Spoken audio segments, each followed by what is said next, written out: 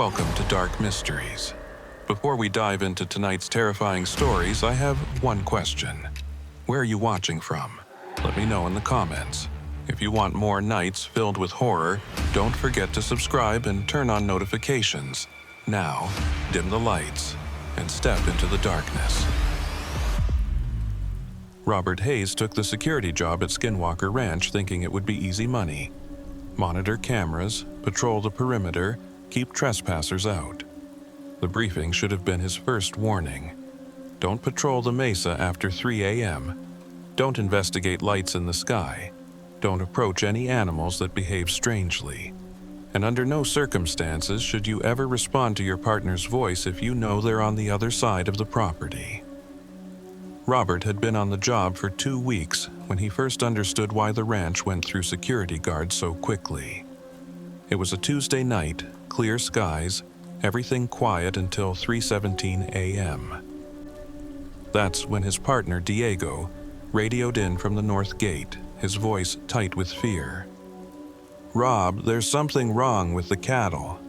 They're all standing in a perfect circle, facing outward. And they're not moving, not even breathing, man." Robert grabbed his flashlight and headed toward the pasture, but as he approached, Diego's voice came through the radio again. Except Diego was standing right next to him, having just arrived from the opposite direction. They both heard it, Diego's voice coming from the radio, from the north gate where no one was stationed. "Rob, why aren't you answering? I need backup. The cattle, they're walking on their hind legs." Diego, the real Diego standing next to Robert, went pale. "That's not me," he whispered. "I've been at the south checkpoint all night." They approached the cattle cautiously, weapons drawn, though they'd been told weapons were useless against what lived on the ranch. The cattle were indeed standing in a circle, but they weren't on their hind legs. They were normal, except for their eyes.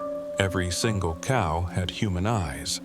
Blue, brown, green, hazel. Human eyes that tracked Robert and Diego's movement with intelligence that no cattle should possess. Then the radio crackled again. This time it was Robert's voice, though his radio was switched off. "Diego, get back to base. Don't trust Rob. He's not who he appears to be. I'm the real Robert, and I'm trapped in the mesa." The two men looked at each other, a horrible realization dawning. If something was mimicking their voices, had been since they started their shift, how did they know they were talking to the right person? How did they know they themselves were who they thought they were? Robert remembered the stories from other guards. The thing that lived on Skinwalker Ranch didn't just change shape. It copied people, perfectly, down to their memories and mannerisms. Some guards claimed they'd worked entire shifts with copies of their partners, only discovering the truth when they found the real person's body days later. The cattle began to move, maintaining their circle formation but rotating slowly, like a carousel made of flesh and bone. In the center of the circle, the ground began to glow, not with light, but with absence, as if that patch of earth was somewhere else entirely. Through that absence, Robert saw himself. Another Robert, in the same uniform, standing in what looked like an underground cavern, pounding on invisible walls. "That's the mesa interior," Diego breathed.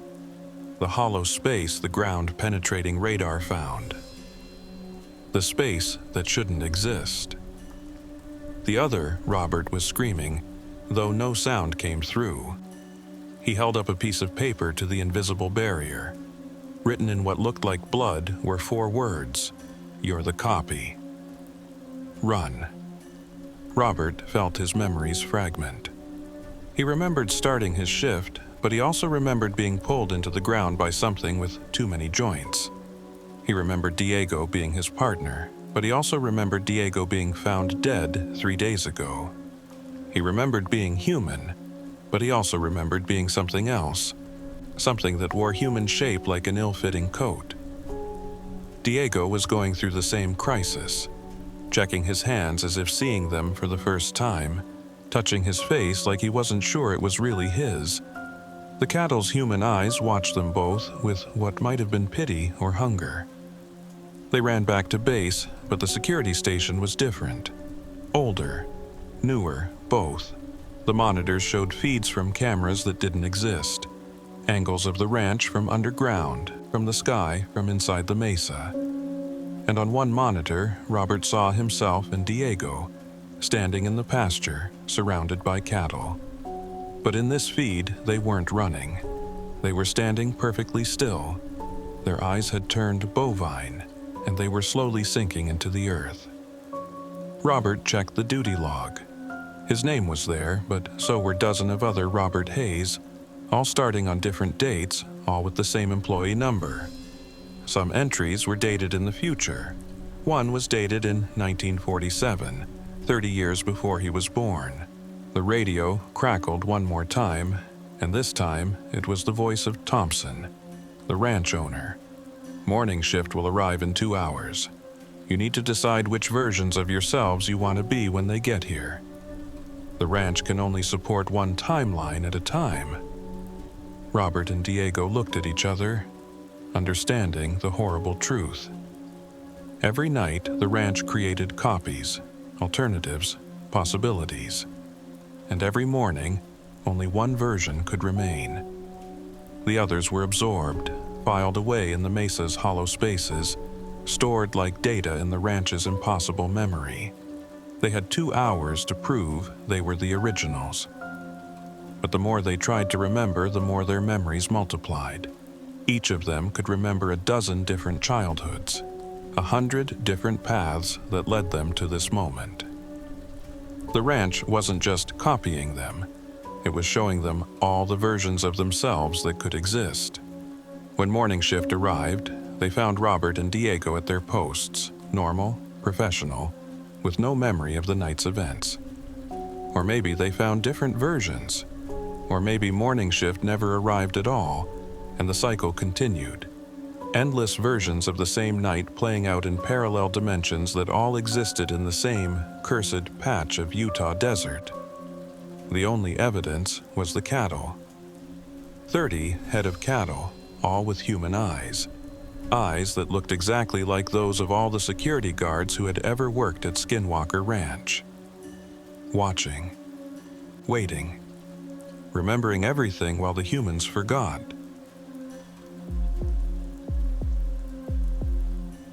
Marcus Williams had been warned about every danger at Skinwalker Ranch except one.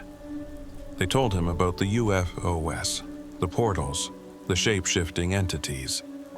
But nobody mentioned the tunnel beneath Homestead 2, because officially, it didn't exist. Marcus discovered it during his 3rd week, and what he found down there made him understand why the ranch's previous owners had abandoned it overnight. The discovery was accidental. Marcus was investigating strange heat signatures on the thermal cameras, concentrated around the old homestead. The building itself was off-limits to security, sealed since the 1990s when the previous owners fled. But the heat signatures were moving, pulsing, as if something massive was breathing beneath the structure. Against every protocol, Marcus entered Homestead 2 at 2 a.m. The building was frozen in time, furniture covered in dust, family photos still on the walls. But the floor in the main room was warm, almost hot, and when he moved the ancient rug, he found it. A metal hatch, military grade, with warnings in English, Russian, and a language he didn't recognize. The lock had been cut from the inside. Marcus opened the hatch and found a ladder descending into darkness. His flashlight revealed a tunnel, perfectly circular, walls smooth as glass. It shouldn't exist. The ranch had been surveyed countless times. Ground-penetrating radar had mapped every inch. This tunnel appeared on no charts, no documentation. Yet here it was, stretching beyond his light's reach, angling down at exactly 33 degrees. The walls were covered in symbols, not carved but grown, as if they were organic formations. They pulsed slightly, synchronized with the heat signatures above. Marcus followed the tunnel for what felt like hours, but his watch showed only minutes passing. Time worked differently down here, stretching and compressing like reality was negotiable. The tunnel opened into a vast chamber, impossible given the geology of the area. The ceiling was hundreds of feet high, covered in a bioluminescent substance that provided dim, blue-green light. But it was what filled the chamber that made Marcus's blood freeze. Bodies, hundreds of them, all perfectly preserved, arranged in concentric circles around a central platform. They wore clothes from different eras: Native Americans in traditional dress, Spanish conquistadors, Mormon settlers, modern military personnel, all with their eyes open, all looking at the ceiling, all breathing in perfect unison despite some being centuries old. On the platform stood a figure that shouldn't exist. It was human-shaped but wrong, assembled from parts that didn't match. One arm from a rancher, another from a soldier. Legs that belonged to different people. A torso that seemed to shift between male and female. And the face changed every time Marcus blinked, cycling through all the faces of the bodies in the room. "Security," it said in a chorus of voices, all the preserved bodies speaking through unmoving lips. "We've been waiting for security." The thing on the platform explained, in its horrible multiple voices, what Marcus had stumbled into. This wasn't just a tunnel, it was a collection point. Every person who had ever vanished on the ranch, everyone who had been taken by the phenomena, they all ended up here. Not dead, but preserved, their consciousness absorbed into something that had been here long before humans walked the earth. "The ranch is a trap," the voices said, "but not for you. For them. The things you call aliens, skinwalkers, interdimensional beings. They come here to feed, to experiment, to play. But they don't realize they're being collected too, studied, cataloged, by something much older, much hungrier." The composite being gestured to the walls, and Marcus saw them clearly for the first time. They weren't walls at all, but a membrane, semi-transparent. Behind it, suspended in some kind of organic fluid, were things that defied description. Creatures from every nightmare, every UFO sighting, every cryptid encounter, all preserved, all conscious, all part of the collective. "The ranch doesn't just attract phenomena," the voices continued. "It digests them, learns from them, becomes them. Every security guard, every researcher, every trespasser adds to its knowledge. And when it knows enough, when it has collected enough samples, it will emerge."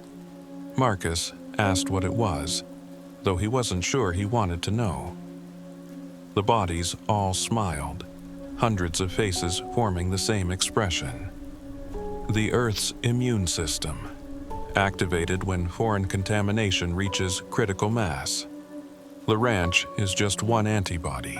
There are others. Pine Gap, Dulk, Antarctica, all gathering data, all preparing for sanitization. The platform being reached out with its mismatched hand. Join us willingly, and you keep your individuality within the collective. Resist, and you become another unconscious sample. The choice is yours, but choose quickly. Your partner Diego is already looking for you. Both versions of him.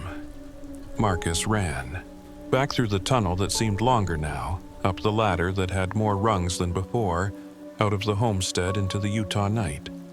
But when he emerged, the sun was rising, and his radio was crackling with reports of him being missing for 3 days. The strangest part was the video footage.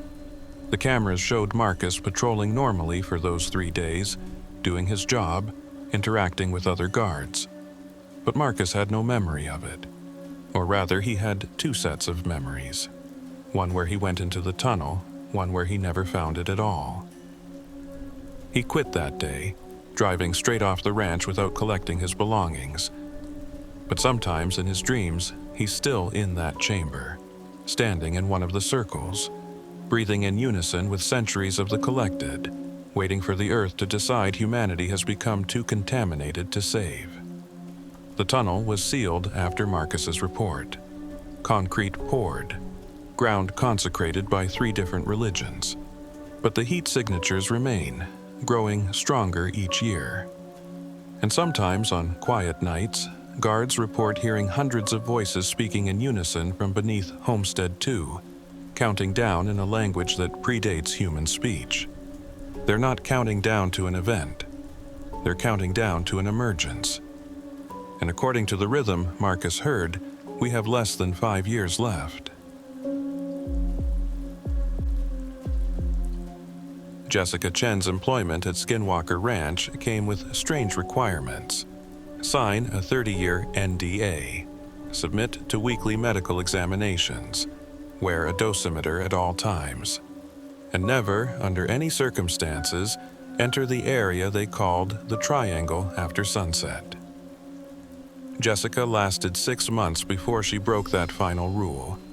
And what happened during those missing hours changed her understanding of reality forever. The Triangle was a 3-acre section of the ranch where 3 phenomena intersected: unusual electromagnetic readings, temperature anomalies, and what the scientists carefully termed temporal inconsistencies. During daylight, it was just dead space where nothing grew, where compasses spun wildly where birds fell from the sky if they flew too low. But after sunset, the Triangle became something else entirely.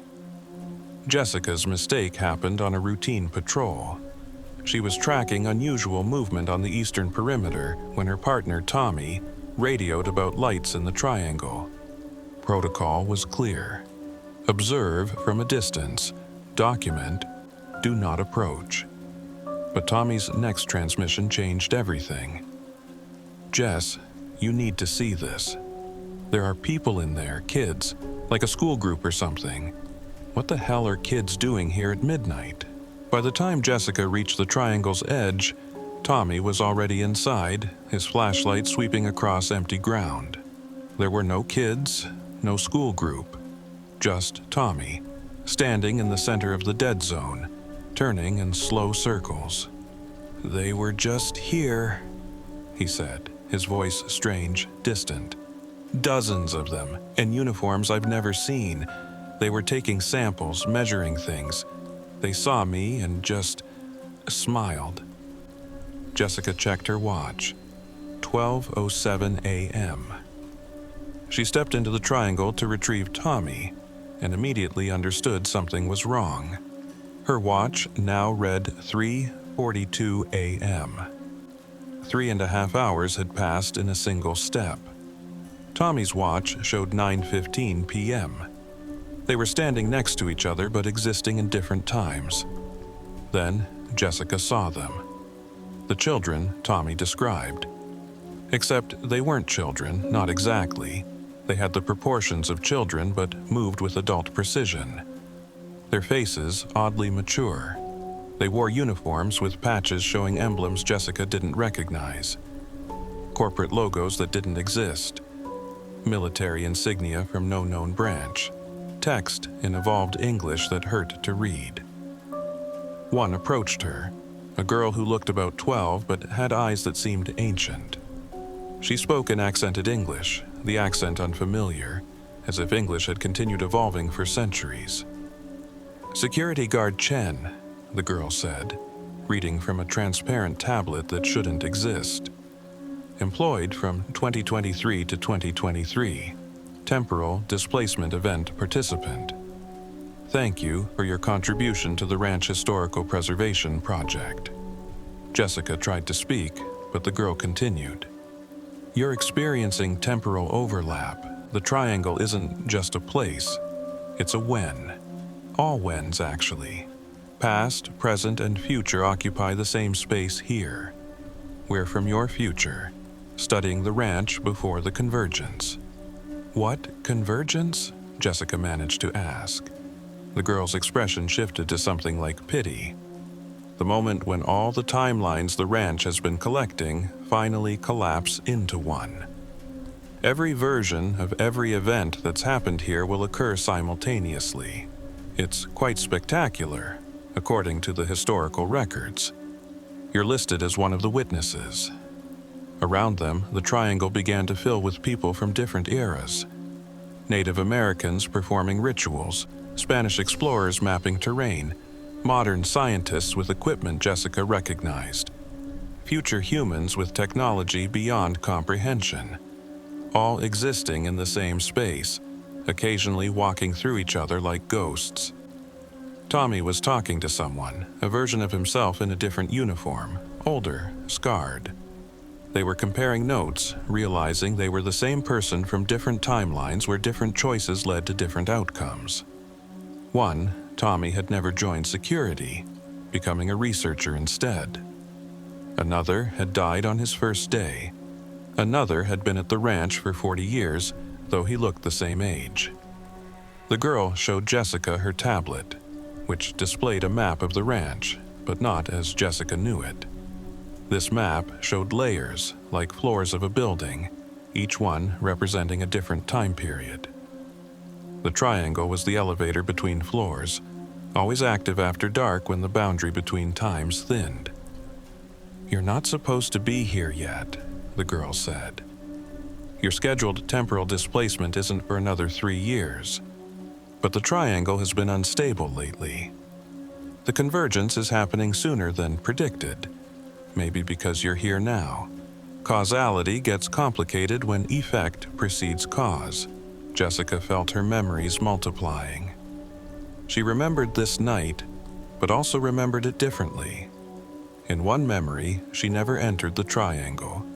In another, she'd been here for days. In yet another, she was the one warning a younger version of herself not to enter. The worst part was seeing her own future selves.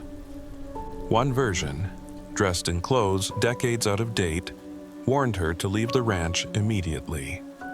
Another, wearing advanced tactical gear, told her to stay, that leaving would cause a paradox. A third version was no longer entirely human, modified by technologies that wouldn't exist for centuries, calmly explaining that resistance to the convergence was pointless. Tommy was experiencing the same fracturing. Multiple versions of him stood in a circle, all talking at once, comparing notes on their different timelines. Some had families, others didn't. Some had died, others lived for centuries. All were equally real, equally valid, existing simultaneously in the triangle's collapsed time. The girl checked her tablet again. "You need to leave now. Dawn is coming, and when sunlight hits the triangle, all temporal visitors return to their origin points. If you're here when that happens, you'll be scattered across every timeline you've touched. Part of you in the past, part in the future, never whole again." Jessica grabbed Tommy, or a version of Tommy, and ran for the triangle's edge. As they crossed the boundary, time snapped back like a rubber band. Jessica's watch spun wildly, cycling through hours, days, years, before finally settling on 12:08 a.m. 1 minute after she'd entered, but the memories remained. All of them. Every timeline she'd touched. Every version of herself she'd met. Jessica knew things that hadn't happened yet, remembered events from timelines that no longer existed. The weight of infinite possibilities crashed down on her consciousness. She quit the next day, but quitting didn't matter. She knew she'd be back. Her future selves had told her so. In 3 years, she'd enter the triangle again, this time permanently, becoming one of the temporal researchers studying the ranch from outside normal time. She'd tried to change this fate, but every choice led to the same destination. The triangle is still there, still active after sunset. Security guards still patrol its perimeter, still occasionally break protocol and enter. They always emerge with the same look. The horrified recognition of those who've seen their own futures and pasts, who understand that free will is an illusion, when all choices have already been made in timelines that exist simultaneously. And somewhere in the triangle, in a time that hasn't happened yet but also already has, the convergence builds, waiting for the moment when every strange event in the ranch's history will happen at once, collapsing reality into something new, something that all the time-scattered witnesses are powerless to prevent. Because they've already seen it happen, they just haven't experienced it yet.